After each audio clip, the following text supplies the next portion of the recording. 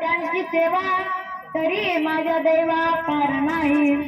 कोई कन्या पुत्र होती जे सात्विक तयाचा हरीक वाट देवा.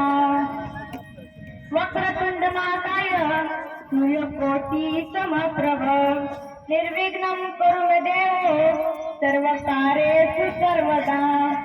ओम नमोजी आज्ञा वेद प्रतिपाद्या जय जय सौवेद्या आत्मरूपा.